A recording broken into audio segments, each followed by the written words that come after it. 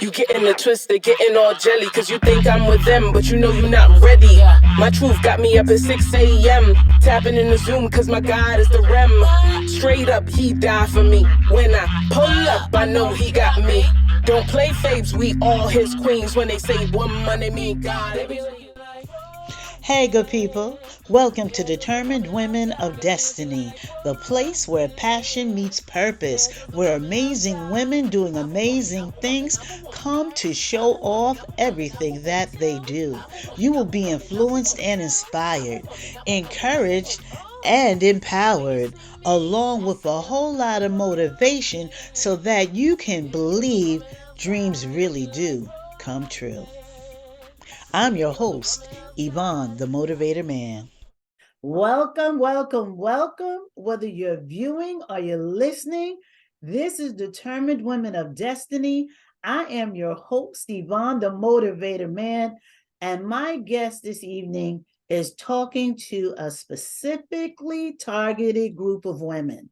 And that's the group of women that we older people like to call breeders. Y'all that's having babies, y'all that want to have babies, those that already have babies.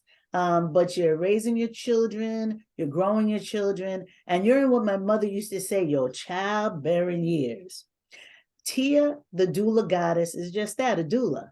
And she's going to tell us all about what a doula is, why she chose to be a doula, and how she can help you on your journey to either becoming a mom, or while you're waiting to be a mom, or after having birth. Welcome, Tia. Welcome, welcome, welcome. Thank you. So tell me, what's this thing called doula? So, a doula is a non-medical person who gives support and education to birthing families during pregnancy or postpartum, or they can do the whole full and birth.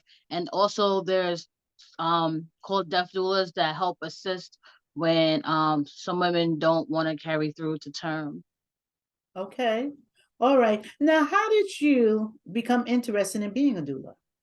I actually used to be a CNA, and I've always been doing something in the medical field. I also went to school to be a medical assistant, and I was actually enrolled in Suffolk to become a registered nurse.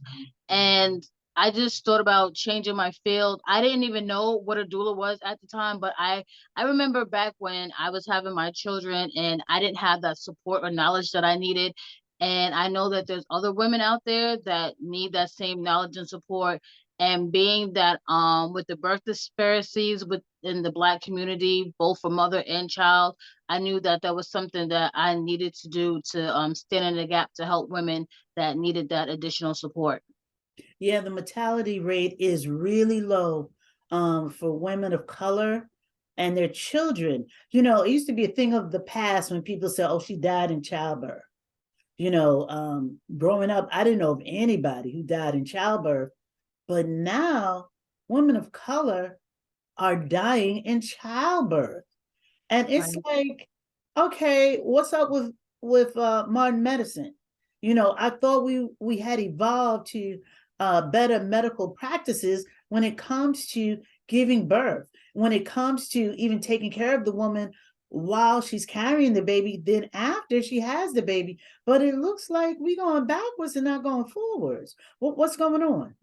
Yeah, unfortunately, still to this day, some doctors think that we don't know our bodies as women, so our concerns and our voices are overlooked, and they just think, oh, that's just a slight little pain, or oh no, that doesn't hurt you. Oh, I know what I'm doing, and unfortunately, we know our bodies. We know when something's not right. We can tell when we're sick. We can tell when we're pregnant. Like we know our bodies, and they're not in our bodies, so they don't know what's going on, and we're overheard. They don't hear what we're saying. So unfortunately, by the time the tests are done or they finally hear us, it's too late. Something tragic has happened, unfortunately. That is very sad. When I found out that laying down and giving birth is totally unnatural, Right. I was like, what? And if you think about it, gravity pulls down. It would Exactly. be so much easier to squat because our foremothers did that. They weren't laying on a Exactly. table with their two thighs in, in a stirrup. They were squatting in fields, you know, Exactly. and they were having babies. And then a couple of hours later, they were back in the field, Yep. whether they were picking cotton in the hot sun. And I know you're from Spanish descent, so whether they was picking them plantain leaves, Right. or that tobacco, they were right back out there in that field, feeling no way. And here it is, we go through a couple of hours of labor and we Right. just totally shot. And I could never even understand that. It's Never. because all that extra pushing and stuff we're doing, because we're laying on our back. So, like you said, gravity, if we were standing up, the baby would just Slide come down. down. But we're on our back. So, we gotta push the baby out, and the baby's got to go through all our organs and stuff to get out through our vaginas, and it's a lot. And then, oh my gosh, with the epidural, it numbs you, so you can't feel yourself. Like when I had my last child, I opted to get an epidural because I couldn't take the pain, and they were like, "Push. Do you feel the contractions?" No, I don't feel anything. I'm Yeah. numb. So, it's hard. I knew that I had to push though, because if I didn't, they were gonna have to, cut him out of me. So that's all I kept in my mind, is like, I have to push him out. I have to push him out. But I couldn't feel anything. I didn't feel no contractions or anything like that. And I know I had episiotomy, and that's where they cut you from your vaginal area to your anal area. Come to Yeah. find out that I was told later, oh, they didn't have to do that. Right. Yeah. You were dilated, and your hips and your pelvic bone. You had no reason to have this, right? So what were you doing? Training on me? That's Right. that's For sad. some reason, I remember with my second son, they told me that if he was more than 8 or 9 pounds, I would have to have a C-section because he was so big. But I was like, that doesn't make sense, because we dilate 10 centimeters and our bodies stretch. So why wouldn't I be able to push him out? You see in the news that these women be having these like 10-pound babies and stuff like that. So That's right. it doesn't make sense. Now I can see, if the baby got stuck or something like that, but we open our bodies stretch. And as long as you're exercising and you're drinking your water and stuff, there's no reason why you should have to have that cut, because the baby will, come out. Right. And because naturally I have extremely wide hips, I'm already situated for this, the pelvic bone is the only bone that moves and doesn't break. And it Right. only moves on a woman for childbirth, Exactly. So to give a woman a episiotomy, that is to make it easier for the doctor, and not for the woman, and definitely not for the baby. My grandmother used to say something. She'd be like, "Baby, that child tired. That child really tired, because it take a lot for a baby to be born." Mhm. And truthfully, think about it. The first week, your child is lethargic. you know, Yeah. um, you want to play, you want to see their eyes, and they're like, "No, I'm gonna sleep these 7." Right. They want to catch up on all that rest they didn't get while they was coming out. That's right. I'm gonna sleep these 7 days. So we're gonna go to break, and we're gonna come back. You're gonna tell us a little bit more about what a doula does and some of your other services. You guys make sure you come right back. Determined Women of Destiny is more than a talk show or a podcast, more than a Facebook group or TikTok videos. It's a tribe that vibes. It's a networking hub for women to funnel ideas and endeavors, to connect, helping each other be the best version of themselves, independently and collectively. If you would like to be a guest on the show or would like to join this great group of women, please email determinedwomendestiny@gmail.com. Welcome back. If you're just tuning in, welcome to Determined Women of Destiny. I am your host, Yvonne, the Motivator Man. Make sure you like, share, and subscribe. And you know what I always say? Yep, y'all say it with me. Shame on you that you're just now tuning in. You miss all the good stuff in the beginning. But I love y'all. I do. I thank you for watching. I thank you for subscribing. I thank you for supporting. Man, this is season 6 and y'all still hanging with me. So my heart to you. I love y'all. Thank you. Thank you so much. My guest, Tia the DoulaGoddess, has been telling us a little bit about what a doula is and why we need doulas. Now, before we went to break, we were talking about how the baby's tired and how the mom is tired because of the way childbirth is set up.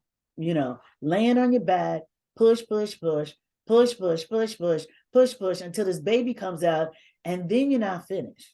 You gotta push out the afterbirth. You gotta push out the placenta, unless you have a C-section. And don't nobody want to have that, because then you have to worry about healing after C-section. And I know for myself, I gave birth on the 16th, and my birthday was on the 22nd. So on the 23rd, I was in the backyard playing softball with my nieces and nephews. I was good. I was ready. I was left with the weight because I gained a lot of weight. I was depressed during my pregnancy, so you're depressed. And you say, "Oh, it's okay, child. I'm pregnant. I'll lose it." I did not. Right. So for all my pregnant women that may be checking this out, and you're like, "Don't worry about it, I lose it." Ooh, don't you bet on that. Don't you bet on that. Everybody's snapback is not a snapback. Listen, you can snap back, pew, or you can snap back, pew. So, just watch what you eat, and it's healthier for you and the baby. So tell us some more things that a doula does. So let's walk me through it. I just went into labor. You have this phone call at 2:30 in the morning. Okay, Tia, Yvonne's in labor. Okay, take it from there. So I meet you at the birthing spot, whether it be a hospital or a birthing center, and we walk through like birthing motions. If you have the stability ball, put you on a stability ball to wave your hips and stuff. Because sometimes, depending on how far dilated you are, you might have to open up yourself more. So when you're in actual labor, I keep you calm, words of affirmations, play soft music if you're into candles, incense. If you have a birthing partner, I guide them on ways to help support you, like rubbing your lower back and just helping you walk so that way it's easier to have the baby slide down and you're not in so much pain and in labor for a long time. So you really take the woman's mind off of The pain. I may be And scared, anxiety. right? Because this is my first baby, and really putting focus on her. What a wonderful thing! You're becoming a mother. In a few minutes or hours, you'll be able to hold this baby you've been preparing for. You start your life as a mom. So it's really like a celebration of her. Besides the baby shower, we don't get a celebration. Right. Usually my friends, when they would give birth, I would make a basket of stuff for them, like bath salts and all that other stuff. Because at the baby shower, everybody gets something for the baby. And very rarely does the mom get anything. Right. And like I said before break, my daughter was born on the 16th of July. My birthday is the 22nd. I have never had a birthday gift since, because she's my birthday gift. Right. Everybody's like, "Oh, we're going to give her a gift." But I got a birthday too. Right. What about me? Yeah, you let it go. But I remember the baby shower was wonderful, but it was all about, this new life. And as a mom, you feel a little bit left out, because it's an exciting time for you too, and you want to celebrate also. So I know you're not just a doula. Tell me some of the other things that you do. Okay. So my whole title is a womb wellness doula, and what that is not only do I help with birth, but also if you want to breastfeed after you have the baby, I help assist you with breastfeeding. I also do womb health, where I help guide women into taking better care of their womb space, like if they have fibroids and PCOS, or if they have like anything going on within their womb area. Right now, I'm taking a few women who have fibroids to help them shrink them naturally without having surgery. Because unfortunately, surgery is not guaranteed. Sometimes the fibroids do grow back. So I'm just out here to help women heal their womb space and deliver healthy babies. So you said the fibroids may grow back. Now, if they take out the uterus, that solves the problem. Yeah, it does, but it doesn't. It solves the problem of the fibroids, but if you're a young woman who hasn't had a baby yet, Mm-hmm. then that takes away from you being able to have a child. And also, what they don't tell you is when they do take out your uterus, it automatically sends you into early menopause. Child, you think I don't know that? My gynecologist had the nerve to tell me we're going to leave in one ovary so that you will go into menopause naturally. I was in the hospital 3 days. Night number 3, I haven't stopped sweating that night since. And Oh I was wow. 44 years old and I'm 61. Wow. But thank God the hot flashes left because I'm a speaker by trade. I would be speaking in the middle of a presentation. Whoosh, A hot flash. a hot flash. And I have thin skin, so I don't turn red because I'm dark, but burgundy. I will flush burgundy. Oh wow. Absolutely. I look like a plum on fire.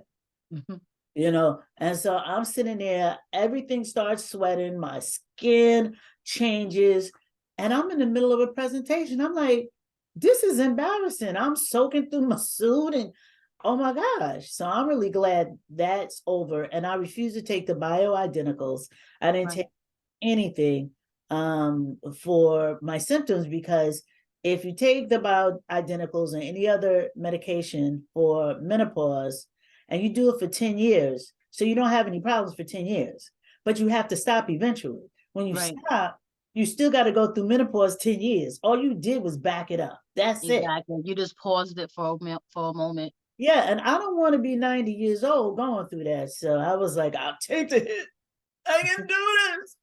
I'll just be a dark-skinned plum and wet. I just would carry on a really nice handkerchief, and just ask for water a lot. Just ask for a lot of water. But yeah, taking out that uterus is definitely something that is not for a brittle spirit. It is not. It comes with a whole lot of other stuff. So if we could get into womb wellness like in our late teens and 20s, that would keep a lot of women of color from having that hysterectomy. Now, fibroids are indigenous of our culture, and I understand that, just because of our diet, just because of our lineage. But if you start taking care of you early, the chances of you beating those fibroids are really, really good. Absolutely. And women don't realize that, okay, what you put in your body affects everything, including your. So if you ever want to become a mom, you better look at taking care of that uterus and taking care of your womb.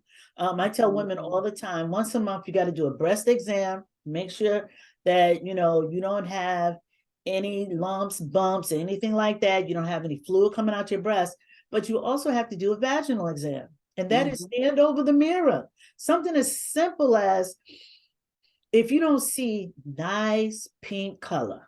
What's a nice pink color? Look at your tongue. Tongue is healthy pink. If your vaginal area doesn't have a healthy pink, that means something going on. Now, you may not smell nothing, you may not feel anything, but your vagina is telling you, I'm getting ready to get sick, or I'm already sick, and you're getting ready to feel the signs of it.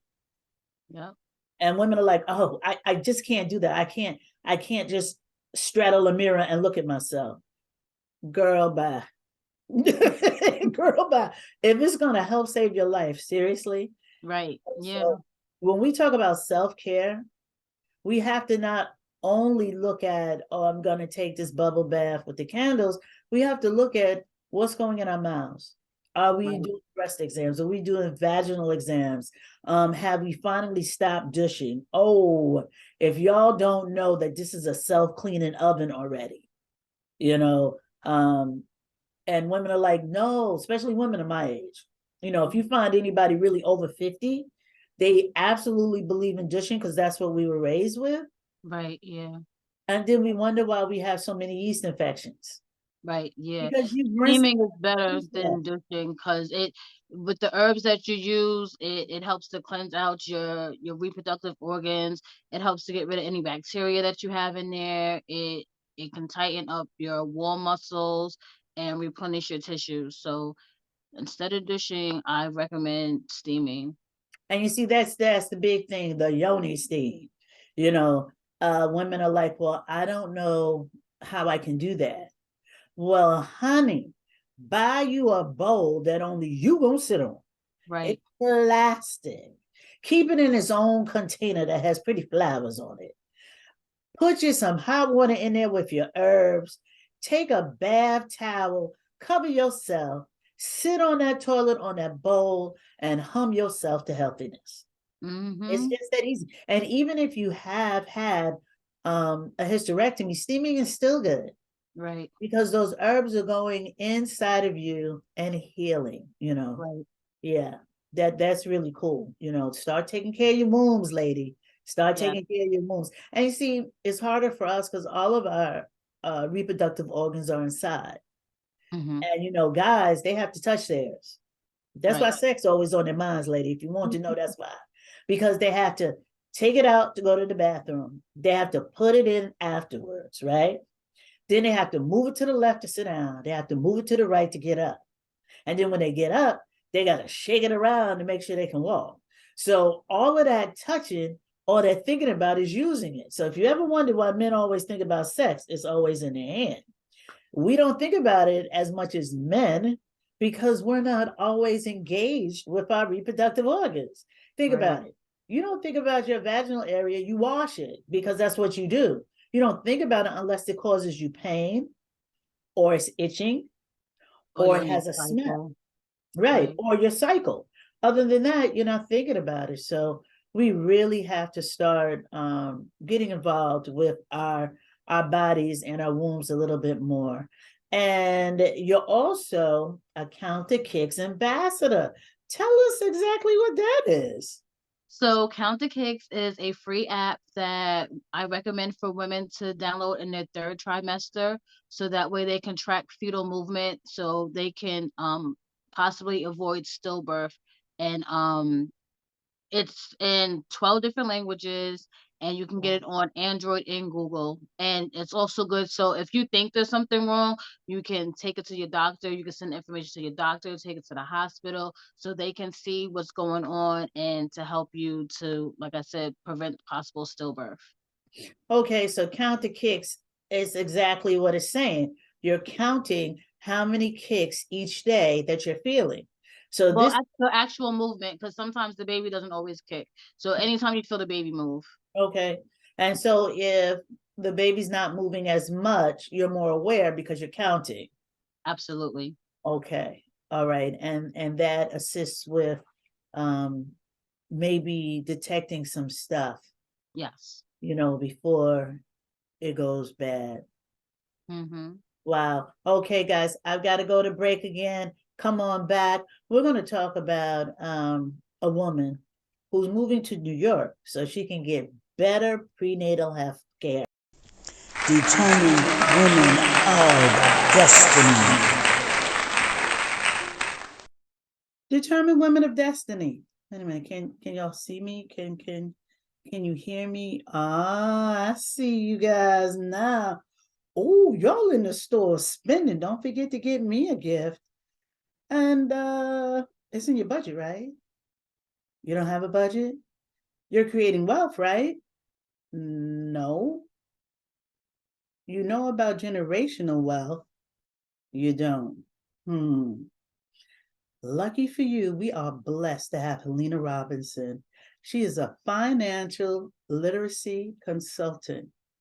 She started her financial career at 14 years old. And if there's anybody that can help you with a budget, give you information about creating generational wealth, it's Helena Robinson. Please contact her today at lifeishelpingpeople@gmail.com. And girl, come on and get your money right. In 2023, I ain't trying to take from Peter to pay Paul. As a matter of fact, I want Peter and Paul to be paid off, and I want the E and the S of ends to meet. So if you're like me and you want to change your financial situation, contact Helena Robinson at lifeishelpingpeople@gmail.com. Hello, everybody. We are back. Make sure you like, share, subscribe. You are watching, you are listening, Determined Women of Destiny. I am your host, Yvonne the Motivator Man. My guest is Tia, the DoulaGoddess. She's been telling us all about what doulas do, why they do it, how they help you, even a little bit about why you should choose a doula if you are pregnant. And even if you're not, like if you're getting yourself ready to be a mom, and then of course, after you give birth, having a doula to help you through postpartum depression is really, really important. And before, she had said that if you decide that you're not going to carry to term, or maybe you gave birth to a stillbirth baby, doulas are there to help you through that, help you through your grief and your depression. So, Miss Tia, we were speaking a little bit earlier about a young lady. She is a British former CNN anchor, and her name is, I have it written down, so get right, is Issa Say. And she lived in Los Angeles, but she's moving to New York because she wants the best healthcare possible. So she didn't go back to her country. She decided to stay in America. She's no longer working for CNN, but she feels that New York is going to give her the best possible health care. Now, the mortality rate for women of color is so low that this woman knows that if she does not get the best possible health care, her and her child may be in jeopardy of not living. And that is very sad in 2022 that we haven't been given the health care that we should have, so we don't have those fears. Right. Now, Miss Cisse has the money, having been a former anchor on CNN. She has the money to move from Britain, to come to Los Angeles, to now move to New York. But what about the women that aren't that blessed to have those type of resources? They have to go through healthcare that is not up to par, and that's not okay. And before someone says, well, what they had a baby for, do you know the only thing that is definitely free, you don't have to pay for it, gives you a connection with another human being, that gives you a feeling of being here on this earth and someone touching you, and that's sex. That's right, that's sex. So instead of saying, well, if she can't afford to have a baby, she shouldn't have the best health care. Absolutely not. How about in America, we just say, it's going to be good health care for every human that lives here? How about that? How about every woman that has a baby can have the same health care? How about that? It's time for the have and the have-nots to come together and realize the one thing we do all have in common: we live on this big blue ball. Right. And I'm quite sure, Ms. Tia, you get phone calls from women and you're saying in your head, because being a professional, you just can't go all rogue on a doctor. You're saying in your head, well, why did he do this and why did he do that? So now you have to tell them and say, you know, like almost like a whisper, well, ask your doctor for a sonogram. You know, I didn't have the money that I have now. I went through the clinic and I had very bad nasal problems. And I was using nasal spray to keep my nasal passages open. You can hear now I'm stuffed up, to keep my nasal passages open. And I knew that was that may be harmful to my baby. Right. So I said to the nurse, would I be able to have a sonogram? And she looked at me and said, sonograms cost money. I said, you getting paid? You getting paid. So why are we talking about money? You wouldn't be here if you weren't getting paid. Right. Taxes pay your salary. And even though I'm not a taxpayer now, my parents are a taxpayer. My daughter's father to be is a taxpayer. So somebody's paying for the sonogram. I never got a sonogram. Wow. Never. I never knew what the sex of my child was. I just prayed for a girl. Lord knows I should have prayed for a boy. But going through that clinic experience, you're sitting there all day long. Yes. You Oh my know, God. you're Yes. shuttled around really like cattle, and you're not treated as well as you should be. And people say, Absolutely. well, the clinic experience has changed. I would like to think it is, but I've heard from a lot of women it has not. It has not. Just recently, someone said to me they were asked by the maternity nurse at one of the clinics, and she said, "Why do you keep having babies?" Wow. Yeah, I mean, that's unprofessional. Right. Absolutely. So we've come to a point where we need to now fight for the rights of women to have Mhm. children. And we need to fight for the rights of women that are deciding to have children, that they would have good health care. So Right. give us some pointers, before we get out of here, give us some pointers and let us know how we can contact you. So first of all, if you are with a provider that you feel is not hearing your concerns, you absolutely have the right to change providers and find you a doctor that you feel is more suitable for you, that's going to hear your concerns and make sure that you and your baby are healthy during your pregnancy and during your labor. Um, Also, you know, try to eat as healthy as possible because that also bears factors within your pregnancy and with the baby and things like that.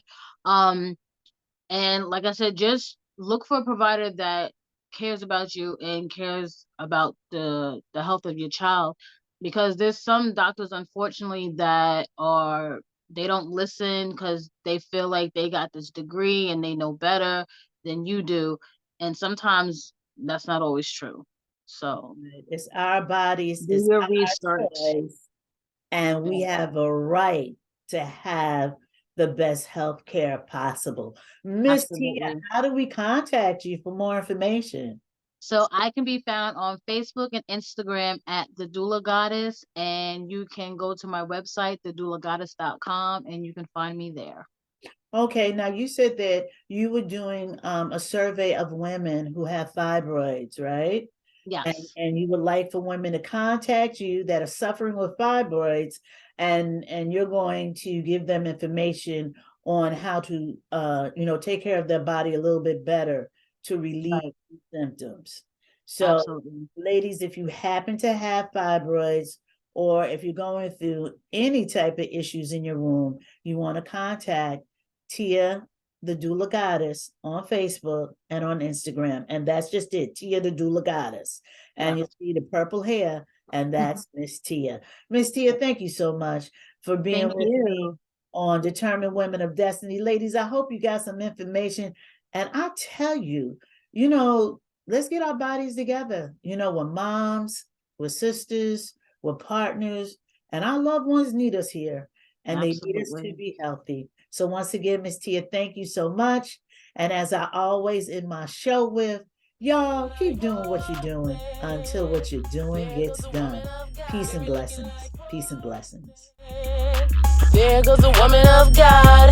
I'm a woman, I'm a woman, I'm a woman first. I'm a woman, I'm a woman, I'm a woman too. I'm a woman, I'm a woman, I'm a woman true. I'm a woman, I'm a woman, I'm a woman. Oh.